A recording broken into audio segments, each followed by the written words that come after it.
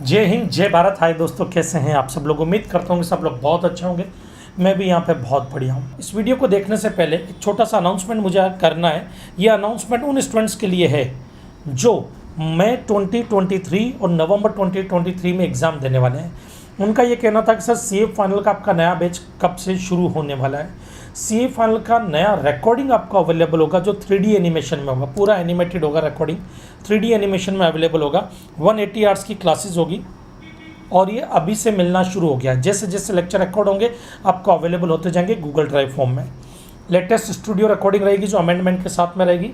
और iconic subscription अगर आप लेते हैं जो 8499 का है 6 मंथ के लिए, इसमें आपको बुक भी अवेलेबल होगी हार्ड कॉपी फॉर्म में। और अगर प्लस सब्सक्रिप्शन लेते हैं जो 6 मंथ का 5299 में, तो इसमें आपको सॉफ्ट कॉपी दी जाएगी बुक्स की। ओके ना, MGST कोड यूज़ करके आप एडिशनल डिस्काउंट का बेनिफिट ले सकते हैं यहाँ पर। और भी किसी टॉपिक पे अगर आपको वीडियो चाहिए तो आप हमें बताइए, हम उस पर भी आपके लिए वीडियो लेकर के आएंगे। मिलते हैं हम हमारे नेक्स्ट सेशन में, तब तक के लिए जय हिंद जय भारत। जय हिंद जय भारत। हाय दोस्तों, कैसे हैं आप सब लोग। उम्मीद करता हूँ कि सब लोग बहुत अच्छे होंगे। मैं भी यहाँ पर बहुत बढ़िया हूँ। हमने इसको अलग अलग कैटेगरीज में डिवाइड किया है। पहली कैटेगरी हम ले रहे हैं यहाँ पर services related to charitable and religious activities.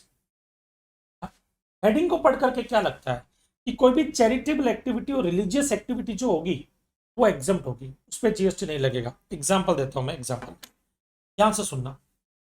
जैसे छोटा सा एग्जाम्पल, मैं आपको कोई चैरिटेबल एक्टिविटी देता हूं। जैसे एग्जाम्पल के लिए आप आए मेरे पास में, आपने मुझे बोला मुझे पढ़ना है। मैंने कहा ठीक है, हम आपको एजुकेशन देंगे, कमर्शियल कोचिंग सीए करना है। मैंने कहा सीए मैं करवाऊंगा आपको। तो मेरी एक चैरिटेबल एक्टिविटी, मेरी ये क्या है, एक चैरिटेबल एक्टिविटी। मैंने आपको बोला आप सीए करो, कोई टेंशन नहीं है। फ्री में करवाया तो सप्लाई की डेफिनेशन में नहीं आएगा। मैंने कहा देखो भाई सीए की फीस कितनी है, 50,000। आप मुझे सिर्फ 10,000 दो, मैं आपको सीए करवाऊंगा। 40,000 मेरी तरफ से डोनेशन एक तरह से। अब आपने 10,000 पे किया। क्वेश्चन है कि क्या उस पर जीएसटी लगेगा या नहीं लगेगा। तो ये लैंग्वेज क्या बोलती है, services related to charitable and religious activity, वो एग्जम्प्ट होगी। तो पढ़ने से क्या लग रहा है कि अरे यार ये तो एग्जम्प्ट होनी चाहिए 10,000। तो क्यों? क्योंकि चैरिटेबल एक्टिविटी है ये। तो नहीं, ये एग्जम्प्ट नहीं होगी। तो सर फिर एग्जम्प्ट क्या होगी? तो फिर हम यहाँ पे पढ़ क्या रहे हैं, यहाँ पे हर चैरिटेबल एक्टिविटी एग्जम्प्ट नहीं होती, कुछ एग्जम्प्ट होगी, वो भी कुछ पर्टिकुलर सर्कमस्टांसिस में, कुछ कंडीशंस पूरी करने पे। तो एग्जाम्पशन याद रखना, कंडीशनल भी होती है, अनकंडीशनल भी होती है। कंडीशनल मतलब कि कुछ कंडीशंस पूरी करोगे तो ही एग्जाम्पशन मिलेगी, नहीं तो नहीं मिलेगी। अनकंडीशनल कोई कंडीशन नहीं है, सबके लिए एग्जाम्प्ट है वो। ओके, उसमें कोई कंडीशंस वगैरह नहीं डालते। जैसे एक छोटा सा एग्जांपल ले लेता हूं मैं। डॉक्टर की सर्विस है। डॉक्टर की सर्विस एग्जाम तभी है जब वो हेल्थ केयर से रिलेटेड है। ये जब हम डॉक्टर की सर्विस पढ़ेंगे तब समझाऊंगा मैं। और हेल्थ केयर से रिलेटेड नहीं है तो टैक्सेबल है। एग्जाम्पल के लिए मान लीजिए ये भाई साहब है जो जल गए, इनका मुंह जल चुका है, मैं डॉक्टर हूं, मैं इनके प्लास्टिक सर्जरी करता हूं। इनकी हेल्थ केयर से रिलेटेड सर्विसेज है ये, इनसे मैं 10 लाख रुपया लेता हूँ प्लास्टिक सर्जरी का, वो एग्जम्प्ट है। ये भाई साहब है, ये मेरे पास में है, बोले मुझे ऋतिक रोशन जैसा चेहरा बनाना है, मेरी प्लास्टिक सर्जरी करो। इनकी मैं प्लास्टिक सर्जरी कर रहा हूँ, इनको ऋतिक रोशन जैसा चेहरा चाहिए। अब ये हेल्थ केयर से रिलेटेड नहीं है, इनसे मैं जो 10 लाख रुपया लूंगा उस पर जीएसटी लग जाएगा। तो इसका मतलब एग्जाम्पशन कंडीशनल भी होती है और अनकंडीशनल भी होती है। तो ये कंडीशनल एग्जाम्पशन थी, कुछ कंडीशन थी वो पूरी करूंगा तो ही एग्जाम्प्ट है, नहीं तो नहीं। ओके, तो यहां पर कुछ कंडीशनल एग्जाम्पशन भी होती है चैरिटेबल एक्टिविटी में। तो जरा देखते हैं कौन सी एग्जाम्पशन जो है यहां पे कवर होगी। पहला केस, एंट्री नंबर 1। ये अलग अलग एंट्रीज दी गई है सीजीएसटी एक्ट में। पहली एंट्री है exemption from charitable activities. Charitable activities exempt. अब उसकी कंडीशन क्या? पहली कंडीशन, ये एग्जाम्प्ट कब होगी? सप्लायर जो है वो चैरिटेबल इंस्टीट्यूशन 12AA या 12AB of income tax act में रजिस्टर्ड हो। अब देखो, सी स्टूडेंट का केस जो मैंने एग्जांपल लिया था कि मैं किसी सी स्टूडेंट को 50,000 की जगह 10,000 में पढ़ा रहा हूं, मैं चैरिटी कर रहा हूं, फिर भी टैक्स लगेगा। क्यों? क्योंकि मैं कोई ट्रस्ट नहीं है जो जीएसटी में रजिस्टर्ड हो। यहाँ पे पहली कंडीशन क्या है चैरिटेबल एक्टिविटी के लिए कि सप्लायर ट्रस्ट होना चाहिए तो ही एग्जाम्प्ट होगा, नहीं तो नहीं होगा। आगे बढ़ते हैं। रिसिपेंट कौन हो, कोई भी आदमी हो सकता है रिसिपेंट। सप्लायर ट्रस्ट होना जरूरी है, तो ही एग्जाम्पशन होगी। तो जब क्वेश्चन आपको चैरिटेबल एक्टिविटी का आता है बेटा, तो उस वक्त सबसे पहले आपको क्वेश्चन में ये देखना है कि सप्लायर जो है, जो चैरिटेबल एक्टिविटी दे रहा है, जो चैरिटेबल एक्टिविटी प्रोवाइड कर रहा है, जो चैरिटेबल एक्टिविटी कर रहा है, वो इनकम टैक्स एक्ट में 12AA या 12AB में रजिस्टर्ड है या नहीं है। ओके ना, उसके बाद मालूम चला कि भाई 12AA या 12AB में रजिस्टर्ड है, रिसिपेंट तो कोई भी हो सकता है। फिर आप ये देखना चैरिटेबल एक्टिविटी कौन सी वाली है। सारी चैरिटेबल एक्टिविटीज एग्जम्प्ट नहीं होती है, सारी नहीं होती है, कुछ ही होती है। कौन सी वाली चैरिटेबल एक्टिविटीज है, तो इधर देखो कौन सी वाली चैरिटेबल एक्टिविटीज एग्जम्प्ट होगी। Following charitable activities. पहला, prevention of environment including watershed, forest and wild life. अगर मैं एनवायरमेंट के प्रिजर्वेशन की सर्विस दे रहा हूं तो एग्जाम्पल, जैसे मेरा ट्रस्ट है, बराबर है, आदित्य फाउंडेशन। ये जो आदित्य फाउंडेशन ट्रस्ट है, इसका मेन मकसद क्या है, पर्यावरण को बचाना। हम जगह जगह पेड़ पौधे लगाते हैं, बराबर है। जैसे एक एवरशाइन फोरम है वसई में, जिस जगह मैं रहता हूँ मुंबई में, एवरशाइन फोरम। वो एवरशाइन फोरम जो है पेड़ पौधे लगाती है जगह जगह, एवरशाइन ग्रीन करके वो चला रखा कॉन्सेप्ट उन्होंने। अब वो एवरशाइन फोरम अगर ट्रस्ट है, तो उनको जो भी कॉन्ट्रीब्यूशन पेड़ लगाने के लिए मिलेगा वो पूरा पूरा एग्जाम्प्ट है। एग्जाम्पल से समझो, ये मेरा ट्रस्ट है आदित्य फाउंडेशन, हम पेड़ पौधे पर्यावरण को बचाने का काम करते हैं, वाइल्ड लाइफ को बचाने का काम करते हैं। अब इधर देखना, ये भाई साहब है, इनकी सोसाइटी है, ये गोकुलधाम सोसाइटी दिख रही है आपको, ये इनकी सोसाइटी है। ये बीड़े आत्माराम तुकाराम बीड़े, ये मेरे पास में कि हमारी सोसाइटी में पेड़ पौधे लगाने, इनका लगा देंगे, पर्यावरण को बचाने का ही काम है। अब ये पेड़ पौधे अगर बीड़े मार्केट से खरीदे तो 100 रुपए का एक पौधा आएगा, हम 10 रुपए में लगाएंगे, क्योंकि हमारा प्रॉफिट मोटिव है ही नहीं। हम इनसे 10 रुपया लेते हैं और पेड़, एक पेड़ आकर के खुद लगा करके जाते हैं, पानी वानी देते हैं। तो यहाँ पे पर्यावरण को प्रोटेक्ट करने का काम हम कर रहे हैं। ये जो मुझे पैसा देंगे पूरा का पूरा एग्जाम्प्ट होगा, जीएसटी नहीं लगेगा उस पर। क्यों? क्योंकि हम एनवायरमेंट प्रिजर्वेशन के लिए काम कर रहे हैं। तो कोई भी ट्रस्ट अगर प्रिजर्वेशन ऑफ एनवायरमेंट के लिए काम कर रहा है, including water shades, forest and wild life, वो एग्जाम्प्ट है। कई कई ऐसे भी होते हैं, जैसे बड़े बड़े जो आपके नेशनल पार्क वगैरह होते हैं, वो ट्रस्ट में कन्वर्ट होते हैं। नेशनल पार्क वगैरह ट्रस्ट में कन्वर्ट होते हैं, उनको पैसा दिया जाता है एनवायरमेंट को प्रिजर्व करने के लिए, वाइल्ड लाइफ को प्रिजर्व करने के लिए, उस पर जीएसटी कभी नहीं लगता, वो एग्जम्प्ट होता है। नेक्स्ट आते हैं पब्लिक हेल्थ। पब्लिक हेल्थ की सर्विस अगर कोई भी ट्रस्ट दे रहा है तो एग्जम्प्ट होगा। पब्लिक हेल्थ में क्या कवर होगा, इधर आ जाओ। Care and counselling for PhD. P का मतलब फिजिकली मेंटली डिसेबल, बराबर। एच का मतलब HIV और एड्स। डी का मतलब ड्रग्स एंड अल्कोहल का एडिक्टेड पर्सन। ध्यान से समझना, एक ट्रस्ट है वज्रेश्वरी में, मैं उनके साथ जुड़ा हुआ हूं यहाँ पर। वो ट्रस्ट क्या करता है, कोई भी ऐसे पर्सन जो फिजिकली मेंटली डिसेबल है, होता है ना स्पेशल पर्सन जिनको बोलते हैं, ये देखो ये फिजिकली मेंटली डिसेबल पर्सन है, इनको दिव्यांग बोला जाता है, इंग्लिश में स्पेशल पर्सन बोला जाता है। अब जैसे एक वर्ड यूज किया जाता है, ये जैसे मैं बहुत खिलाफ इस वर्ड के, फिजिकली मेंटली डिसेबल, ये नहीं बोलने का है। ये स्पेशल पर्सन है, भगवान ने इनको बनाया है, हम इनको नहीं बोल सकते physically mentally disable, but English में लिखा है ये, इनका एक्चुअल क्या बोलने का, स्पेशल पर्सन। ये स्पेशल पर्सन होते हैं। और आप बिलीव नहीं करोगे, ये मेरी आंखों देखी बात है, मैं इसलिए कह रहा हूँ, मैं उस ट्रस्ट से जुड़ा हुआ हूँ। उस ट्रस्ट में ऐसे ऐसे स्पेशल पर्सन है जो हम लोगों के होश उड़ा दे। वो दीपावली पे दिए बनाते हैं, दिमाग काम करना बंद कर दे, इतने खूबसूरत दिए बनाते हो, खुद पेंट करते हैं, खुद कलर करते हैं, ऐसे ऐसे लोग, इसलिए उनको बोलते हैं स्पेशल पर्सन। तो ये जो स्पेशल पर्सन है, बराबर है। तो एक ट्रस्ट है यहाँ पे वज्रेश्वरी में, वो ट्रस्ट इनको रखता है। मान लीजिए ये ट्रस्ट है, अब ये ट्रस्ट कैसे रखता है, ध्यान से सुनना, और क्यों रखता है, प्रैक्टिकली समझना इस चीज को। मान लीजिए मैं हूं, मेरा एक छोटा भाई है जो स्पेशल पर्सन है, मेंटली या फिजिकली डिसेबल है, मैं अकेला हूं, मैं जॉब पे चला जाता हूँ, पीछे मेरे भाई का ध्यान रखने वाला कोई नहीं है। अब उस केस में मेरा भाई हो सकता है कि मेंटली डिस्टर्ब हो जाए, हाथ की नस काट ले, तोड़ फोड़ कर दे, कुछ भी गड़बड़ कर सकता है, खुद को नुकसान पहुंचा सकता है, तो मुझे उसकी चिंता रहेगी। और ऐसे केस में मैं अपने काम पे भी फोकस नहीं कर पाऊंगा, जॉब छोड़ नहीं सकता क्योंकि उसका खर्चा और मेरा खर्चा, दोनों का खर्चा मुझे उठाना है।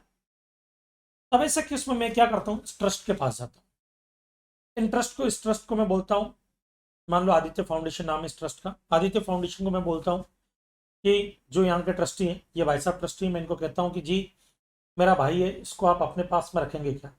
मंडे टू फ्राइडे में जॉब पे रहता हूँ, आप इसको अपने पास में रखिए। एवरी फ्राइडे नाइट में आकर के इसको ले जाऊंगा, सैटरडे संडे मैं और मेरा भाई साथ में रहेंगे, मंडे मॉर्निंग वापस आपके यहाँ पे ड्रॉप कर जाऊंगा। कम से कम ये लोग उसकी देखभाल तो करेंगे, टाइम पे दवाई देंगे, ख्याल रखेंगे।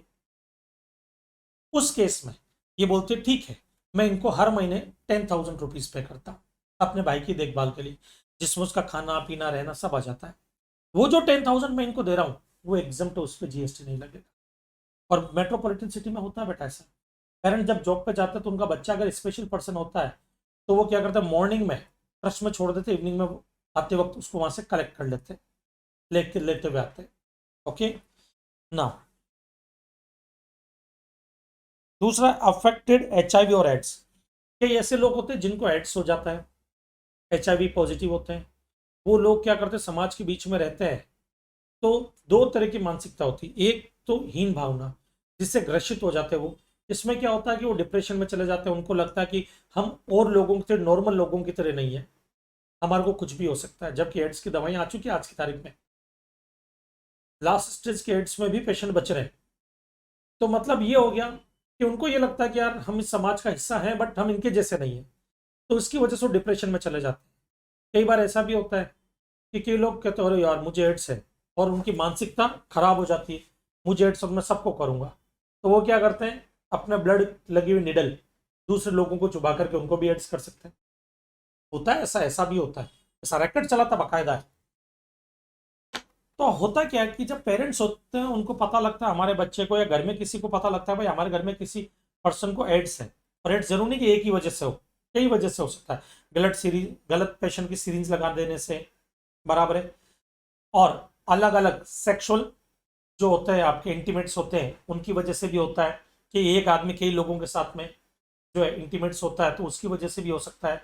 गलत ब्लड चढ़ाने की वजह से हो जाता है कि किसी को ब्लड चढ़ाना हो और एचआईवी पॉजिटिव वाले पेशेंट का ब्लड चढ़ा दिया गलती से उसको, तब भी हो सकता है बिना चेक किए अगर चढ़ा दिया गया तो। कई तरीके से कई रीजन होते हैं, बराबर है। तब हुआ क्या कि अगर किसी को एड्स हो गया तो वो तो ये सोचेगा यार अब क्या करे, कैसे रहे, दुखी रहेगा, डिप्रेशन में जाएगा। तो क्या उनके भी ट्रस्ट होते हैं कि आप उस पेशेंट को वहां पे दे दो। अब वहां पे जितने भी लोग हैं सब एचआईवी पॉजिटिव है, तो एक तो वो डिप्रेशन में नहीं जाएंगे, हीन भावना नहीं आएगी, सब लोग अपने अपने हिसाब से काम भी करते हैं, बाकायदा अच्छे से जिंदगी भी जीते हैं। अब ऐसे पर्सन का खर्चा उठाने के लिए उस आदमी के परिवार वाले ट्रस्ट को कुछ ना कुछ पैसा तो देंगे, उस पर जीएसटी नहीं लगता, वो एग्जाम्प्ट है। बट शर्त क्या इन सब में, सप्लायर ट्रस्ट होना चाहिए। Next, addicted to narcotic drugs and alcohol. बेवड़ा ग्रुप एंड एसोसिएशन का एंट्री है ये। अब ये क्या बोलता है, ध्यान से सुनना। संजू मूवी देखी आपने? संजू मूवी में आपने देखा होगा कि संजय दत्त ड्रग्स एडिक्ट होता है, सुनील दत्त जी उनकी ये आदत छुड़ाने के लिए उसको एक रिहेब सेंटर में भेजते हैं। वो रिहेब सेंटर फॉरेन में होता है, मान लीजिए इंडिया में भेजते तो क्या होता है। जैसे लेटेस्ट एग्जांपल लेते हैं आर्यन खान, आर्यन खान का एग्जांपल लेते हैं, ड्रग्स के साथ पकड़ा गया था, ये भी मालूम चला कि ड्रग्स ली भी थी उन्होंने। अभी ये रिहेब सेंटर है, ये रिहेब सेंटर है मेरा। अब इसमें मान लीजिए शाहरुख खान आते हैं और बोलते हैं आर्यन खान की ड्रग्स की लत छुड़ानी है। मैंने कहा ठीक है, अब 2 महीने या 6 महीने के लिए रिहेब सेंटर में छोड़ दीजिए, हम उनकी केयर करते हैं, उनकी काउंसलिंग करते हैं, उनका ध्यान रखते हैं। उसके बदले हर महीने हमारे को 50,000 रुपया मिलता है, उस 50,000 पे जीएसटी नहीं लगेगा। ओके, चलो नेक्स्ट आता है आपके इसी में पब्लिक हेल्थ में, public awareness for health, family planning और प्रिवेंशन ऑफ एचआईवी। आ जाओ। तो पी का प्लानिंग है, एचआईवी का एच और हेल्थ का एच। ओके, समझो यहां पर ये क्या बोलना चाहता है। सबसे पहला चीज है हेल्थ से रिलेटेड, 2 बूंद जिंदगी के। अपने बच्चों को पोलियो की खुराक देना ना भूलें, मास्क पहन करके घर से निकले। आपने देखा होगा काफी सारे एडवर्टीजमेंट आ रहे थे, कई ट्रस्ट होते हैं जो इनकी अवेयरनेस रखते हैं, मुंबई के अंदर एक ट्रस्ट था जिन्होंने काफी अवेयरनेस जगाई थी कोविड के टाइम पर, बराबर है। मास्क पहने, मास्क नहीं पहनोगे तो क्या क्या हो सकता है, क्या नहीं हो सकता, वो सब उनके लिए उनको पैसा दिया जाता है, बराबर है। तो उनको जो पैसा मिलता है उस पर जीएसटी नहीं लगता है अगर वो हेल्थ से रिलेटेड कोई अवेयरनेस जगा रहे। दूसरा फैमिली प्लानिंग, दो ही बच्चे सबसे अच्छे, दो ही फूल खिलाओ, हम दो हमारे दो, सुने होंगे ये सब स्लोगन वगैरह आपने। यहाँ पे क्या होता है कि कोई भी ट्रस्ट अगर ऐसी सर्विस दे रहा है जो फैमिली प्लानिंग से रिलेटेड है, तो उनको जो पैसा मिलेगा उस पर जीएसटी नहीं लगता। अब इसमें क्या होता है, ट्रस्ट रोड शो भी करते हैं कई बार, नुक्कड़ ड्रामा जो है, नुक्कड़ नाटक बोलते हैं, वो भी करते हैं, गांव गांव में जाकर के नाटक करते हैं ट्रस्ट वगैरह, बराबर है। उनको उसका पैसा मिलता है, उस पर जीएसटी नहीं लगता। नाटक में वो दिखाते हैं कि एक से ज्यादा बच्चे होने पे या दो से ज्यादा बच्चे होने पे क्या क्या नुकसान हो सकते हैं, बच्चों को क्या नुकसान होते हैं, फैमिली को क्या होता है, कमाने वाले को क्या होता है, फ्यूचर क्या होगा देश का, उसको क्या नुकसान होगा, सब कुछ चीजें समझाई जाती है वहां पर। Next prevention of HIV. Sir HIV का तो यहाँ पे हो गया ना, यहाँ पे हमने पढ़ा था बेटा, एचआईवी अगर हो गया तो उसकी केयर काउंसलिंग करना। यहाँ पे हम पढ़ रहे हैं एचआईवी ना हो उसको रोकने के लिए अवेयरनेस जगाना, बचाव ही उपचार है। ये एडवर्टीजमेंट आपने देखा होगा। तो यहां पर ध्यान से सुनना, बचाव ही उपचार है। ऐसे एडवर्टीजमेंट के ट्रस्ट वगैरह जो है वो करते हैं, ट्रस्ट जगह जगह जाकर के अवेयरनेस जगाते हैं, उनको जो पैसा मिलता है पूरा पूरा एग्जाम होता है, उस पर जीएसटी नहीं लगता। नेक्स्ट आ जाओ बेटा, एडवांसमेंट ऑफ रिलीजन और योगा। एडवांसमेंट का मतलब क्या होता है, इसका भी सेम मीनिंग है, अवेयरनेस जगाना। एडवांसमेंट का क्या मीनिंग है यहाँ पे, अवेयरनेस जगाना, किसी भी चीज की अवेयरनेस बताना, वो है यहाँ पर एडवांसमेंट का मतलब, अवेयरनेस जगाना। अब ध्यान से सुनना, ये क्या बोलना चाहता है, एडवांसमेंट ऑफ रिलीजन, किसी भी रिलीजन का प्रचार करना, प्रसार करना, वो यहाँ पे आता है। दूसरा योगा, योगा जो है ना पहले इधर कवर नहीं था, 2014 में बीजेपी गवर्नमेंट के आने के बाद में 2015 के अंदर इसको कवर किया गया।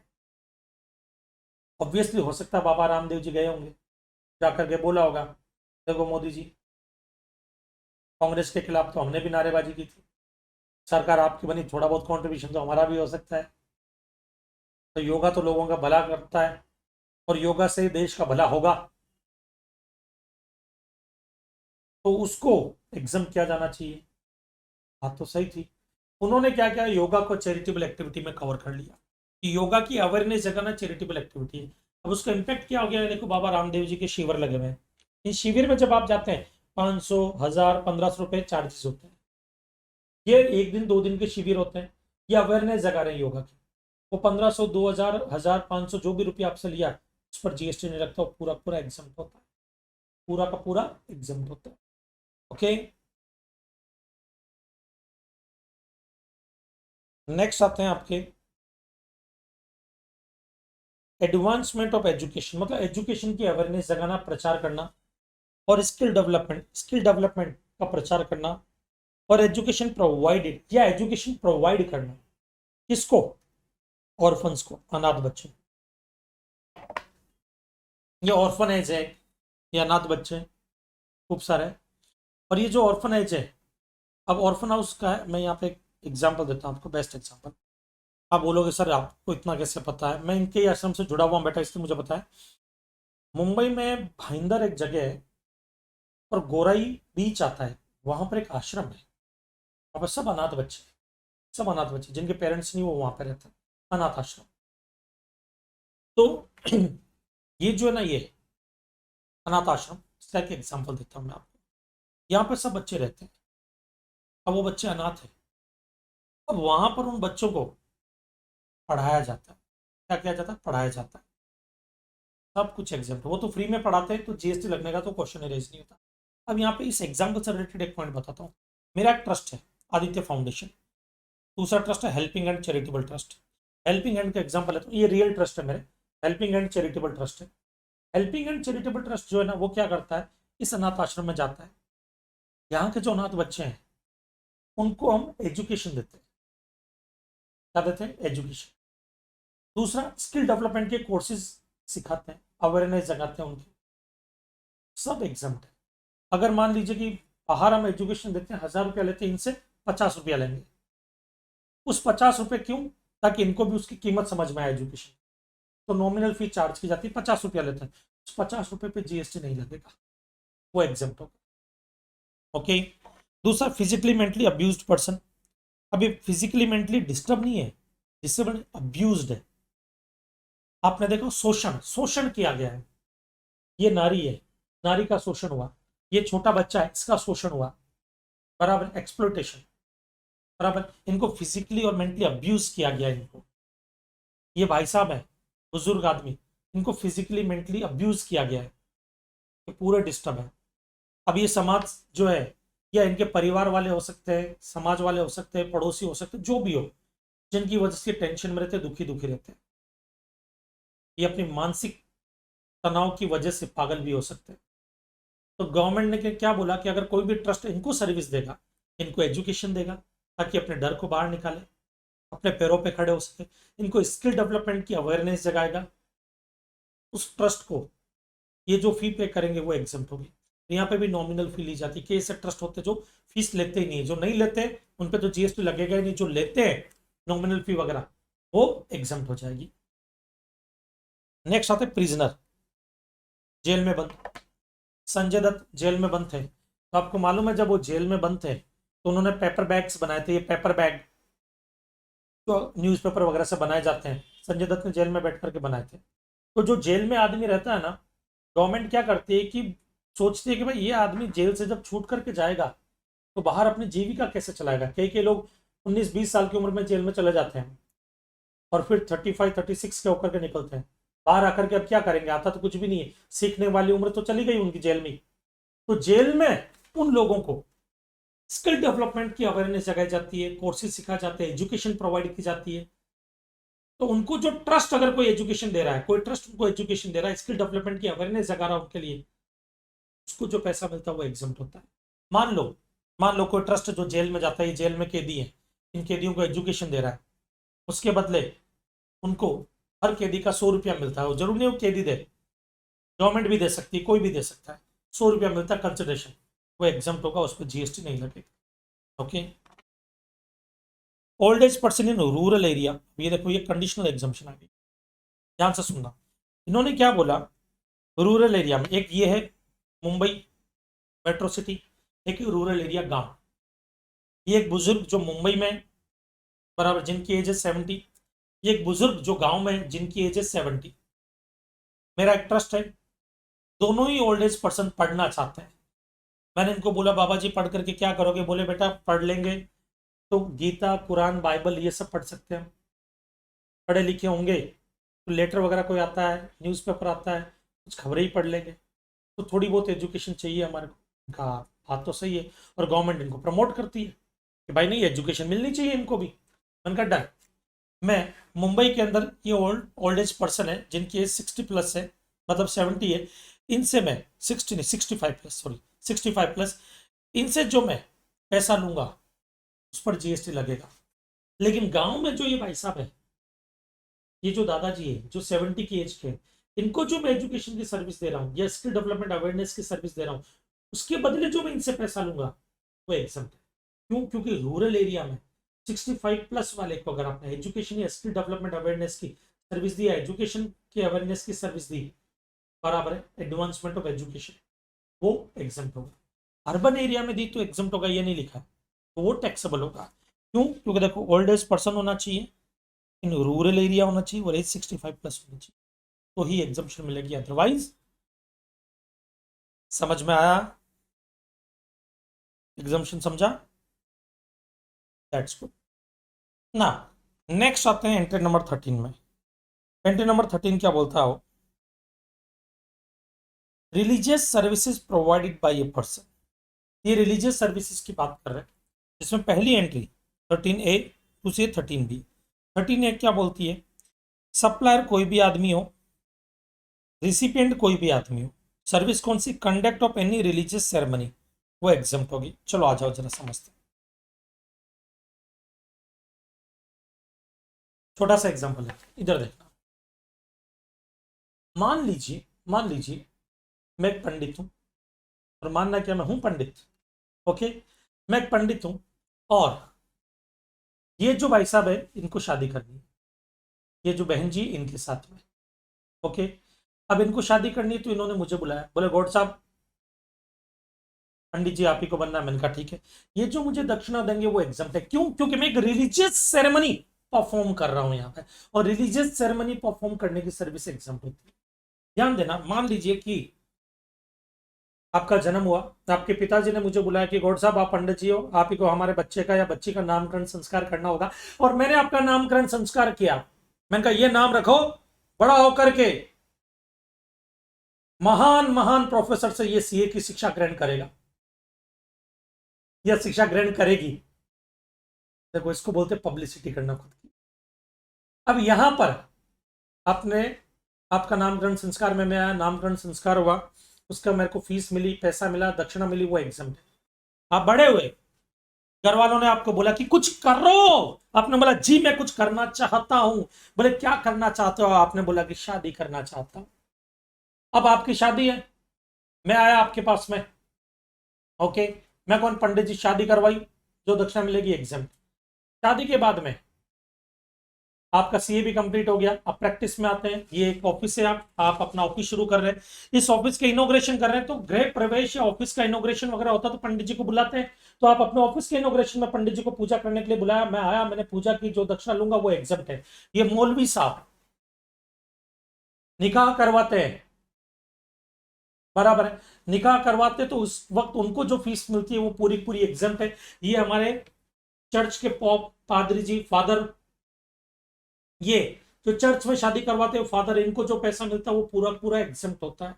क्यों? क्योंकि ये सब रिलीजियस सेरेमनी परफॉर्म करते हैं। ये हमारे गुरुद्वारा के संत साहब, इनको जो पैसा मिलता है वो एग्जम्प्ट होता है जब शादी ब्याह वगैरह करवाते हैं। क्यों? क्योंकि ये रिलीजियस सेरेमनी परफॉर्म कर रहे हैं। क्या कर रहे हैं? रिलीजियस सेरेमनी परफॉर्म कर रहे हैं। तो रिलीजियस सेरेमनी परफॉर्म करने पर जो भी पैसा मिलेगा पूरा पूरा एग्जम्प्ट होता है। मतलब इन शॉर्ट, जन्मदिन के कार्यक्रम से लेकर के मृत्यु के क्रियाक्रम तक की जाने वाली रिलीजियस सेरेमनी सब एग्जम्प्ट होती है। किसी की डेथ हो जाती है, तो मालूम है पंडित जी आते हैं 12वें दिन 13वें दिन, उनको मोक्ष प्राप्ति उसका यज्ञ करते, पूजा करते हैं, पिंडदान करवाते हैं, उनके लिए जो उनको फीस मिलती है, दक्षिणा मिलती है, पूरी पूरी एग्जम्प्ट होती है। ओके ना, नेक्स्ट आता है बी। कोई भी अगर ट्रस्ट है, सप्लायर कौन है? ट्रस्ट 12AA 12AB 1023C और body under section 1023 BBA of income tax act 1961। In short ये इतना कहना चाहते हैं कि अगर आप ट्रस्ट है जो इनकम टैक्स एक्ट में रजिस्टर्ड है, दैट्स ऑल। ओके, और रिसिपेंट कोई भी हो, सर्विस के renting of religious place for general public. आ जाओ जरा समझते हैं ये क्या कहना चाहते हैं। इधर देखें, तिरुपति बालाजी के मंदिर गए, ये तिरुपति बालाजी का मंदिर दिख रहा है। अब समझो यहाँ पे क्या एग्जाम्पल देता हूँ। ये प्रीमाइसिस है मान लीजिए ट्रस्ट का, यहाँ पे टेम्पल बना हुआ है,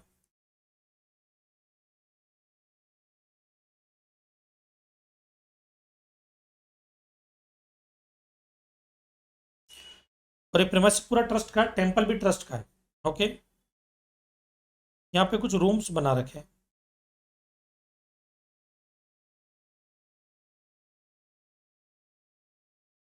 यहाँ पे एक बड़ा सा हॉल बना रखा है, यहाँ पे छोटी छोटी शॉप्स बनी हुई है, सब ट्रस्ट के प्रीमाइसिस में ही है, ट्रस्ट के प्रीमाइसिस में।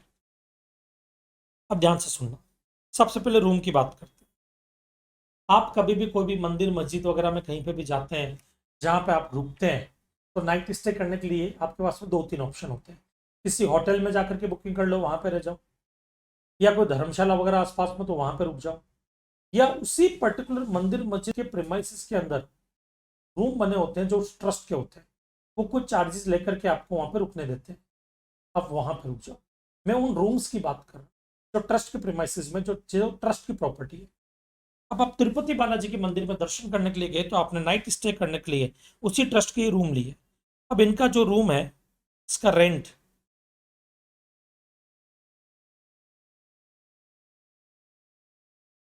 टैरिफ लेस देन 1000 रुपीज है। मतलब 1000 रुपये से कम, मतलब 999 या उससे कम है तो एग्जाम्प्ट है। 1000 हुआ तो टैक्स लग जाएगा, 1000 से ज्यादा हुआ तब भी टैक्स लग जाएगा। ओके। तो याद रखना, तिरुपति बालाजी के मंदिर में आप गए, एक रूम आपने बुक किया, एक मैंने बुक किया। मैंने जो रूम बुक किया उसका भाड़ा है 900, आपने जो बुक किया उसका भाड़ा है 1000। आप वाले पे टैक्स लग जाएगा, मेरा वाला एग्जाम्प्ट होगा, मेरा वाला एग्जाम्प्ट होगा। आपने जो रूम बुक किया उसका भाड़ा है 1100 रुपया, टैक्स लग जाएगा, मेरा वाला एग्जाम्पल। ओके ना। दूसरा, ये शॉप से, यहाँ पे आपने देखा होगा कि कई लोग प्रसाद बेचते हैं, माला बेचते हैं, फोटोज बेचते हैं भगवान की। ये देखो, ये शॉप्स वगैरह मंदिर वगैरह की वहां पे लगी रहती है प्रसाद की, फोटो वगैरह की, बराबर वैसा। तो वो शॉप वगैरह जो फोटो वगैरह जो है बेचते हैं, प्रसाद बेचते हैं, वो सब ये शॉप उन्होंने भाड़े पे ले रखी, ट्रस्ट ने उनको भाड़े पे दिए। इनका जो रेंट है पर मंथ, देखो रेंट तो पर मंथ के हिसाब से देखा जाएगा, लेस देन 10,000 रुपीज है, 10,000 रुपये से कम है। कितने से कम है? 10,000 रुपये से कम है रेंट। कितना? 10,000 रुपये से कम है रेंट, 10,000 रुपीज से कम है रेंट। ओके, तो एग्जाम्प्ट है। इसका मतलब ये जो शॉप्स हैं, ट्रस्ट अगर इनसे 10,000 रुपया या उससे ज्यादा का रेंट लेता है तो टैक्स लग जाएगा, तो टैक्स लग जाएगा यहाँ पर। एक आते हैं इसकी बात, ये जो हॉल है, शादी ब्याह वगैरह के लिए ट्रस्ट के हॉल कई बार आपने देखा होगा लिए जाते हैं, शादी ब्याह वगैरह के लिए लेते हैं हम। ओके, अब इधर देखना, ये एक ट्रस्ट का हॉल है, बराबर है। मुझे अपने बेटे की शादी करनी है, बेटे की शादी के लिए मैंने हॉल बुक किया। ये हॉल बुक किया मैंने, और मैंने इनको बोला कि भाई साहब कितना लोगे हॉल बुकिंग का। इन्होंने बोला जी भाई साहब एक काम कीजिए, आप हमारे को 9,999 रुपीज़ दे दीजिए, या ये बोलेंगे मुझे 10,000 रुपीज़ दे दीजिए, या ये बोलेंगे मुझे 11,000 रुपीज़ दे दीजिए। तीन एग्जाम्पल ले रहा हूँ। अगर यहाँ का भाड़ा जो मैं ले रहा हूँ, हॉल बुक कर रहा हूँ शादी ब्याह फंक्शन के लिए, बराबर है, लेस देन 10,000 है, लेस देन 10,000 तो एग्जाम्प्ट होगा। इसका मतलब मैं अगर 9,999 वाला हॉल ले रहा हूँ तो एग्जाम्प्ट है, 10,000 वाला ले रहा हूँ तो टैक्स लगेगा, 11,000 वाला ले रहा हूँ तब भी टैक्स, तब भी टैक्स लगेगा। समझ में आया? कोई डाउट? पक्का? चलो, अब एक बार इसकी थियरी रीड करो।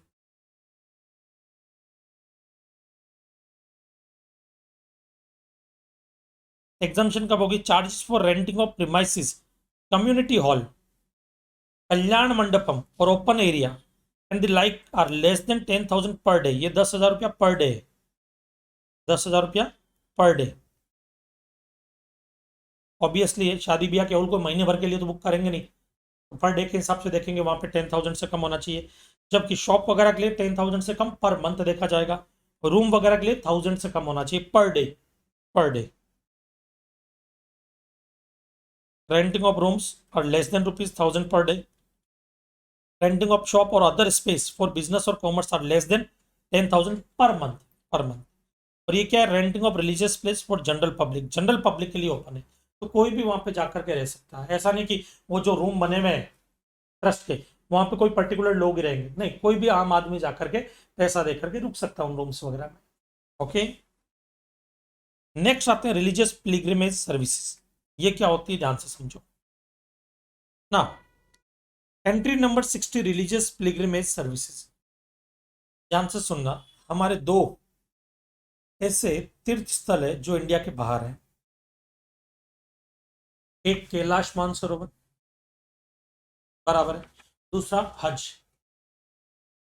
अब कैलाश मानसरोवर और हज की यात्रा अगर करनी है किसी को, तो वो कैसे करेंगे?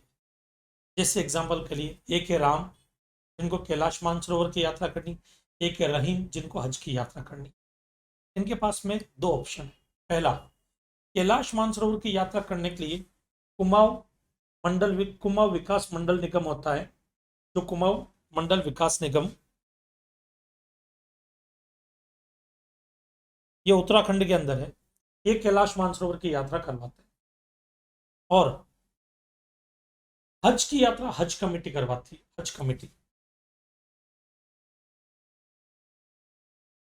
तो हज की यात्रा हज कमेटी करवाएगी। ओके, अब इनके थ्रू अगर कोई यात्रा करता है, जैसे रहीम है, वो हज कमेटी के थ्रू हज की यात्रा करता है, और कुमाऊं विकास मंडल के थ्रू कौन यात्रा करता है? राम। तो राम कुमाऊं विकास मंडल के थ्रू यात्रा करता है कैलाश मानसरोवर की, रहीम हज की यात्रा करता है हज कमेटी के थ्रू। ये होता कैसे, मैं बताता हूँ। हर गवर्नमेंट की दूसरी गवर्नमेंट के साथ में बायलैटरल अरेंजमेंट होता है। जैसे हमारा चाइना के साथ में बायलैटरल अरेंजमेंट है, जिसके अकॉर्डिंग हर साल यहां से कैलाश मानसरोवर की यात्रा करने के लिए कुछ लोगों का जत्था जाएगा, जो इंडियन गवर्नमेंट की तरफ से जाता है।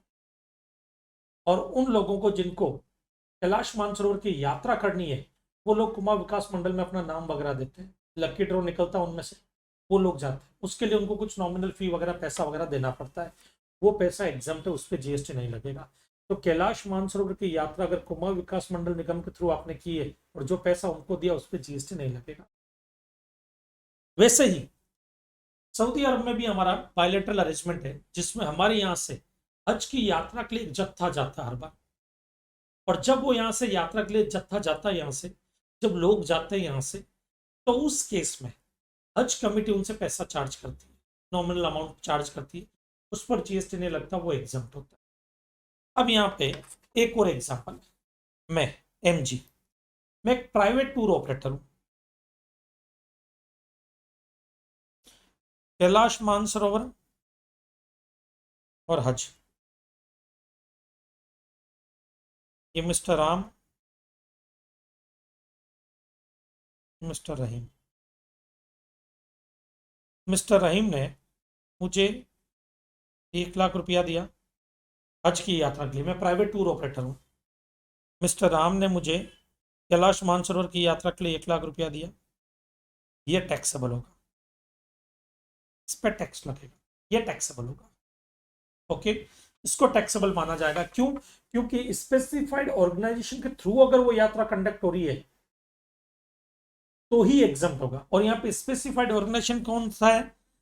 कैलाश मानसरोवर के लिए कुमाऊं विकास मंडल निगम, और हज के लिए हज कमेटी।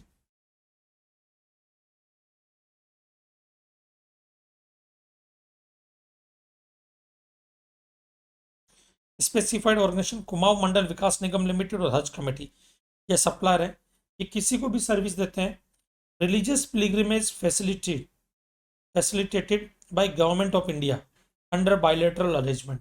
सर यहाँ पे तो कैलाश मानसरोवर हज का बोला ही नहीं है बेटा। ये जो ऑर्गेनाइजेशन है ना, ये जो यात्रा करवाते हैं, वो कैलाश मानसरोवर के लिए और हज कमेटी हज की यात्रा के लिए ही है बनी हुई। ओके, कोई डाउट? पक्का? चलो, रनिंग और कोचिंग, इसमें अमेंडमेंट आया बेटा। रनिंग एंड कोचिंग वाला इसमें अमेंडमेंट है। इसमें क्या अमेंडमेंट है, इधर देखना। इंडिविजुअल, अगर सप्लायर को इंडिविजुअल है जो किसी और को सर्विस दे रहा है, किसी और को सर्विस दे रहा है, रनिंग और coaching in recreational activities relating to arts culture by an individuals. Now entry number 80 में क्लोज एक क्या बोलता है, ध्यान से सुनो। इसमें अमेंडमेंट है। पहले लिखा था सप्लायर एनी पर्सन होना चाहिए, अभी लिख दिया सप्लायर सिर्फ इंडिविजुअल होगा तो ही कवर होगा, एनी पर्सन यहाँ पे कवर नहीं है। ये क्या कहना चाहता है? अगर कोई भी आदमी ट्रेनिंग और कोचिंग दे रहा है, किसकी? आर्ट्स की, कल्चर की, बराबर है, इनसे रिलेटेड एक्टिविटीज जो आर्ट्स और कल्चर से रिलेटेड है, और वो भी रिक्रिएशनल एक्टिविटीज। रिक्रिएशनल एक्टिविटीज क्या होती है? आर्ट्स कल्चर क्या है, इंडिविजुअल क्या है, कुछ समझो। इधर देखो, मान लीजिए गर्मियों की छुट्टियां आ रही है, तो मैंने सोचा कि काफी सारे बच्चों की छुट्टियां हो जाएगी, तो स्विमिंग वगैरह सिखाने का मैंने कैंप लगा दिया, 1 महीने के लिए स्विमिंग वगैरह सिखाई जाएगी। अब मैं एक इंडिविजुअल हूँ जो आपको ट्रेनिंग देगा। आप लोगों ने स्विमिंग वगैरह के लिए आपने एडमिशन लिया, 1000 रुपया 2000 रुपया आप दे रहे हो महीने का, वो एग्जाम्प्ट है, वो एग्जाम्प्ट है। इंडिविजुअल पर्सन अगर रिक्रिएशनल एक्टिविटी जो आर्ट से या कल्चर से रिलेटेड है तो एग्जाम्प्ट है, या स्पोर्ट्स से रिलेटेड। स्विमिंग तो स्पोर्ट्स से हो गया, सॉरी स्विमिंग का एग्जाम्पल मैंने गलत ले लिया यहाँ पर। आर्ट्स और कल्चर का लेते हैं, पेंटिंग सिखाता हूँ, ड्राइंग सिखाता हूँ मैं आपको, ड्राइंग ड्राइंग वगैरह सिखाना, मैं आपको ड्राइंग सिखा रहा हूँ, वो एग्जाम्प्ट है यहाँ, वो यहाँ पे एग्जाम्प्ट हो जाए, ड्राइंग वगैरह सिखाना। ओके, मैं आपको डांस सिखा रहा हूँ, डांस, वो एग्जाम है, डांस कल्चर में आ गया, वो एग्जाम्प्ट है, बराबर है। 1 महीने के लिए आपने गर्मियों की छुट्टियों में डांस वगैरह के लिए, वो एग्जाम्पल है। ओके, तो याद रखना कोई भी आर्ट्स या कल्चर से रिलेटेड सर्विसेज, कोचिंग। अब इधर देखना एक और चीज आपको मैं बताता हूं, बेस्ट चीज, वेस्टर्न डांस भी अगर मैं आपको सिखा रहा हूं, मैं आपको डांस सिखा रहा हूं, वेस्टर्न डांस वगैरह भी, वो भी एग्जाम्प्ट हो जाएगा अगर वो रिक्रिएशनल एक्टिविटीज है। जैसे एग्जांपल के लिए मैंने साल में 1 महीना कैंप लगाता हूँ, वेस्टर्न डांस वगैरह सिखाता हूँ, कथक डांस सिखाता हूँ, और आप उसके कोचिंग के लिए आते तो वो कल्चर है, कल्चर से रिलेटेड होगी, आर्ट से रिलेटेड एक्टिविटीज होगी, वो एग्जाम्प्ट होगा जो भी फीस आप मुझे पे करोगे, क्योंकि मैं इंडिविजुअल हूँ। इंडिविजुअल के अलावा किसी और ने सर्विस दी है तो टैक्स लग जाएगा। मतलब कोई ट्रस्ट अगर सर्विस दे रहा है, कोई बॉडी कॉर्पोरेट सर्विस दे रहा है, कोई फर्म सर्विस दे रही है, तो फिर टैक्स लग जाएगा। तो एग्जाम्प्ट कब है? सप्लायर कौन होना चाहिए? कोई इंडिविजुअल होना चाहिए सिखाने वाला। रिसिपेंट कौन होना चाहिए? कोई भी आदमी हो सकता है। सर्विस कौन सी कि मैं ट्रेनिंग देता हूं या कोचिंग देता हूं, किस चीज की? रिक्रिएशनल एक्टिविटी, जो मनोरंजन वगैरह के लिए होती है, रिलेटिंग टू आर्ट्स या culture by an individuals. Okay, now next इसका क्लोज बी क्या बोलता है? ट्रेनिंग और coaching relating to sports, sports की कोचिंग और ट्रेनिंग देना। अब इसके लिए इन्होंने क्या बोल दिया, अगर मैं किसी स्पोर्ट्स की कोचिंग या ट्रेनिंग दे रहा हूं तो एग्जाम्पशन तभी मिलेगी जब मैं कोई ट्रस्ट रहूंगा, ट्रस्ट होऊंगा तो ही एग्जाम्पशन मिलेगी। सप्लायर कौन होना चाहिए? Trust under section 1288 12 AB income tax act 1961। तो कोई ट्रस्ट अगर ट्रेनिंग या कोचिंग देता है रिलेटिंग टू स्पोर्ट्स, वो एग्जाम्पल होगा। ओके, अब मान लो आपकी गर्मियों की छुट्टियों में मैं आपको क्रिकेट सिखा रहा हूं, मैं स्पोर्ट्स से स्विमिंग की कोचिंग दे रहा हूं, क्रिकेट की कोचिंग दे रहा हूं, उस केस में अगर मैं ट्रस्ट हूं तो यहां पर एग्जाम्प्ट हो। ओके, अदरवाइज नहीं।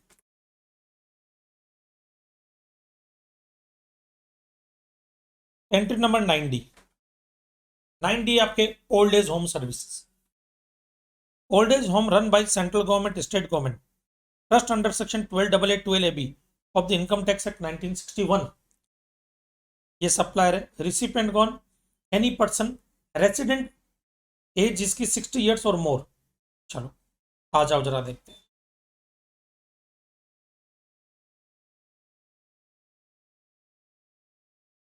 बेटा अपना एक ओल्ड एज होम भी है यहाँ पर मुंबई में, हम जुड़े हुए हैं। ये ओल्ड एज होम जो मुंबई में, यहाँ पर हम जाते हैं करते हैं। यहाँ पे कौन लोग रहते हैं पहले वो समझते, फिर ये एंट्री समझो। जिनके बच्चे नहीं है या जिनके बच्चे हैं बट वो फॉरेन में रहते हैं, यहाँ पे नहीं रहते हैं, संभाल नहीं पाते अपने पेरेंट्स को, वो लोग हमारे यहाँ पे ट्रस्ट में रहते हैं। अब इसके लिए वो कुछ नॉमिनल अमाउंट पे करते हैं। जैसे कुछ तो ऐसे ओल्ड एज पर्सन है जिनके बच्चे ही नहीं है, तो उनसे तो हम फीस चार्ज ही नहीं करते, उनसे पैसा ही नहीं लेते, बराबर है। उनसे पैसा नहीं लेते तो उनको जो सर्विस दे रहे वो तो फ्री में है, तो उस पर तो जीएसटी लग ही नहीं सकता, सप्लाई की डेफिनेशन में ही नहीं है।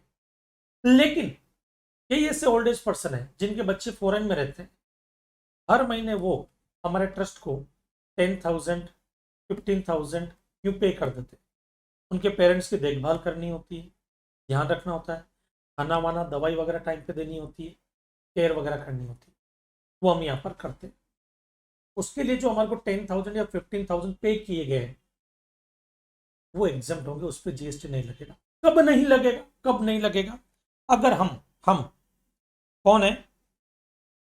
ट्रस्ट है जो 1288 12 AB में रजिस्टर्ड है, या फिर एक ऐसा ओल्ड एज होम जो central government state government run करी, मतलब गवर्नमेंट का ओल्ड एज होम, और इसके साथ कुछ कंडीशन और डाल दी गई है। कब नहीं लगेगा? जो ओल्ड एज पर्सन हमारे पास में रह रहे हैं उनकी एज 60 या उससे ज्यादा होनी चाहिए। इसका मतलब कोई भी पर्सन जिनकी एज 59 है वो अगर हमारे ट्रस्ट में रह रहा है, उसके लिए अगर कोई 15,000 हमारे को दे रहा है, उस पर जीएसटी लग जाएगा, जीएसटी लग जाएगा। सर ये 15,000 10,000 क्या पूरे साल का? नहीं, पर मंथ की बात कर रहा हूं। ओके, तो सर कितना देंगे? तो एग्जाम्प्टेड 25,000 तक। मान लीजिए एक छोटे से एग्जाम्पल से समझा, ये 3 पर्सन है, मिस्टर राम, मिस्टर रहीम और बलविंदर। 3 लोग हैं, राम रहीम बलविंदर। ओके, नहीं मजा नहीं आया, एग्जाम्पल चेंज करते हैं, एग्जाम्पल चेंज करते हैं। अमर अकबर एंथनी, ये 3 लोग हैं, अमर अकबर एंथनी। ये हमारे यहाँ पर ट्रस्ट में रहते हैं। अमर जो है उनका कोई बच्चे नहीं है। हमारा जो ट्रस्ट है वो ओल्ड एज होम रन करता है। ये हम सेंट्रल गवर्नमेंट स्टेट गवर्नमेंट का ओल्ड एज होम रन करते हैं। अमर के कोई बच्चे नहीं है, ये हमारे पास में रहता है, इनसे हम पैसा चार्ज नहीं करते, फ्री में सर्विस दे रहे हैं, सप्लाई नहीं माना जाएगा, जीएसटी नहीं लगेगा। अकबर जो है उनके बच्चे फॉरेन में रहते हैं, दुबई वगैरह में रहते हैं, इनकी एज 65 है या 62 है, ये हमारे पास में रहते हैं। इनके बच्चे हर महीने 20,000 रुपया हमारे को देते हैं इनके रहने खाने पीने के लिए, इसमें लॉजिंग बोर्डिंग दवाई वगैरह सबका खर्चा आ गया। अब वो जो 20,000 देंगे वो एग्जाम पे, उस पर जीएसटी नहीं लगेगा। क्यों? क्योंकि सप्लाई ट्रस्ट है या सेंट्रल गवर्नमेंट स्टेट गवर्नमेंट का ओल्ड एज होम है, और सर्विस जिनको दे रहा है उनकी 60 या उससे ज़्यादा की। अब आते हैं एंथनी। एंथनी भाई साहब जो है इनकी एज है 55, ये भी हमारे ओल्ड एज होम में है। एज कितनी? 55, हमारे ओल्ड एज होम में। इनके लिए हमारे को 20,000 रुपीज पर मंथ मिलता है, जो उनके बच्चे वगैरह फॉरेन में रहते हैं वो देते हैं। वो जो 20,000 है उस पर जीएसटी लग जाएगा। क्यों? क्योंकि इनकी एज 60 या उससे ज्यादा नहीं है। ओके, वो होनी जरूरी है। आ जाओ इधर। Old age home services including boarding lodging and maintenance if age of resident is more than equal to 60 years और consideration up to 25,000 per month पर मेंबर। 25,000 रुपए तक का कंसिडरेशन है। एक और एग्जांपल ले सकते हैं, जैसे ये भाई साहब है, ये भी हमारे ओल्ड एज होम में रहते हैं, बराबर है, बहुत बुजुर्ग आदमी है, एज 70 है, और इनके लिए हमारे को हर महीने 30,000 रुपीज मिलता है। वो टैक्सेबल होगा, पूरा टैक्सेबल होगा, पूरा 30,000 टैक्सेबल होगा, याद रखना। ओके, ये नहीं कि 25,000 एग्जम्प्ट होगा, सिर्फ 5,000 टैक्सेबल होगा, नहीं, पूरा 30,000 टैक्सेबल होगा, क्योंकि ये कंडीशन है।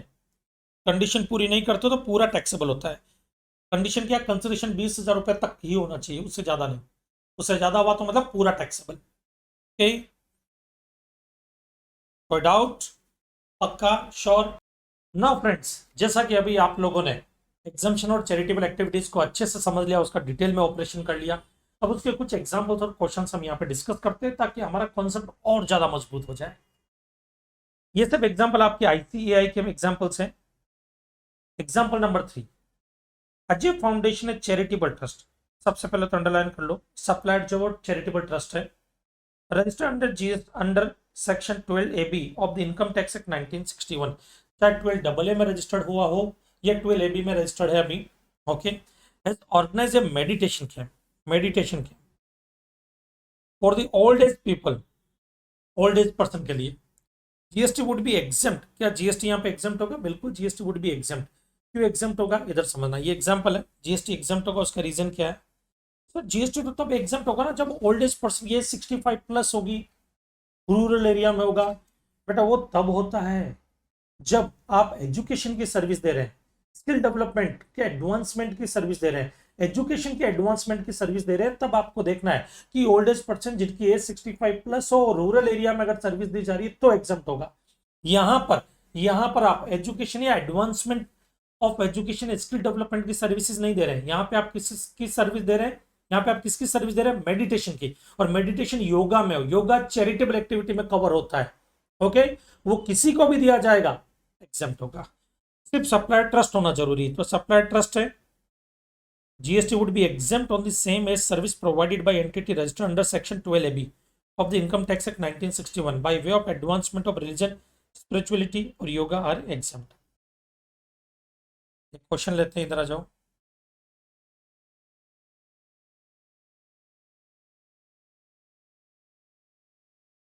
निवास सदन charitable trust is registered under section 12AA of the income tax act 1961।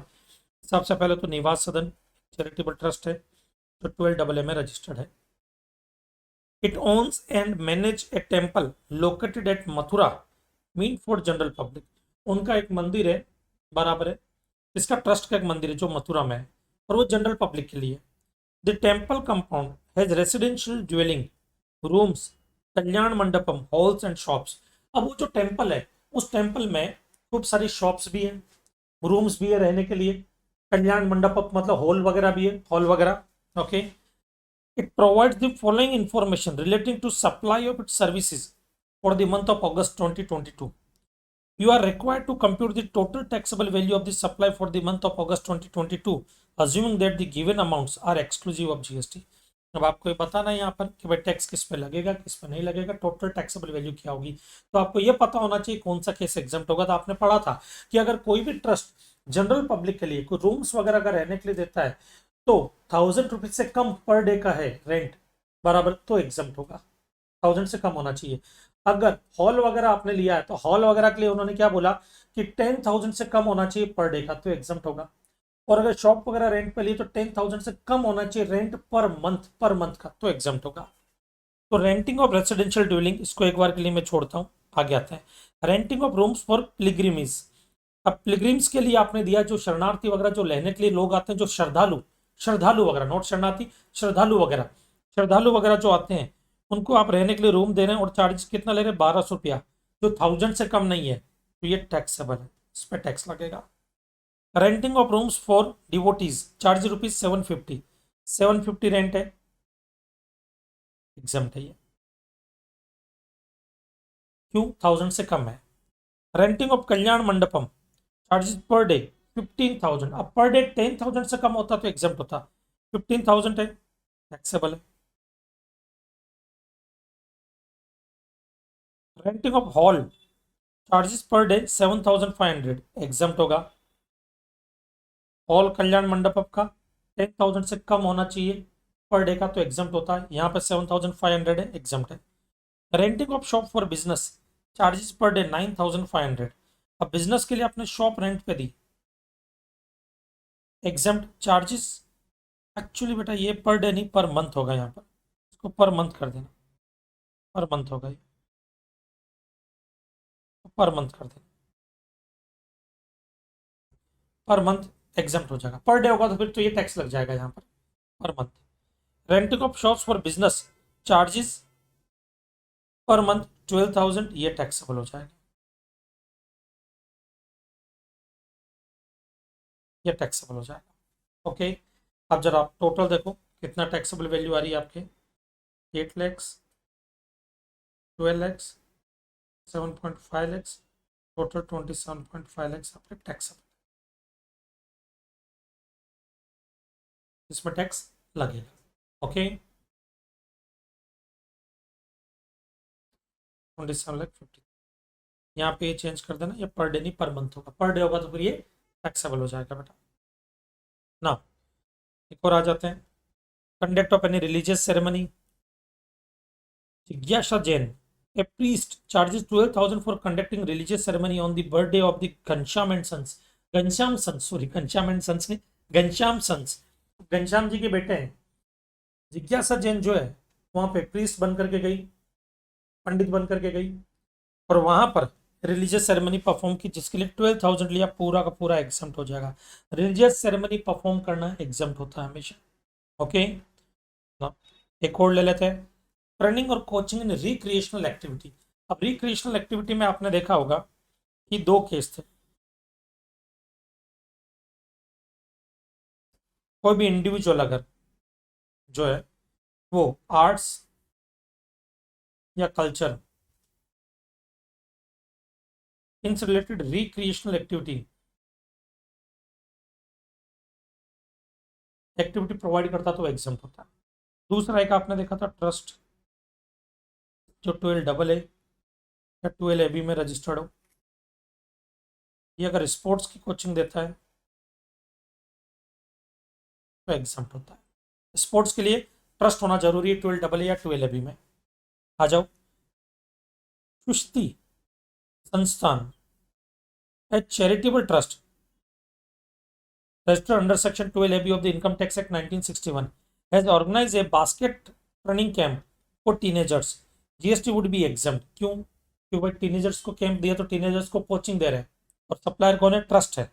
Okay, on the same as services provided by entities registered under section 12AB of the Income Tax Act 1961 by way of training or coaching in sports are exempt। चलो बेटा, ये हमने कुछ जो है questions वगैरह भी कर लिए, जो चैरिटेबल एक्टिविटीज हमारी थी, जो रिलीजियस एक्टिविटीज थी, उनसे रिलेटेड और काफी सारे एग्जांपल्स आप लोगों ने देखे ही हैं इसके। तो अभी हम मिलेंगे ऐसे ही एक और वीडियो में जिसमें हम आपको बताएंगे कि भाई और क्या क्या चीज़ें एग्जाम्प्ट होती है। तो इससे आपकी एग्जाम्पशन जो है धीरे धीरे सारी सारी स्ट्रांग हो जाएगी, मजबूत हो जाएगी।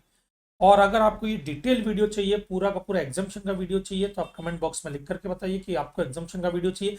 बाकी के अदर सर्विसेज का भी चाहिए तो वो भी हम आपको प्रोवाइड करेंगे। तो वीडियो पसंद आए तो उसको लाइक करना और शेयर करना ना भूलें, और चैनल को सब्सक्राइब करें। मिलते हैं नेक्स्ट सेशन में, तब तक के लिए जय हिंद, जय भारत।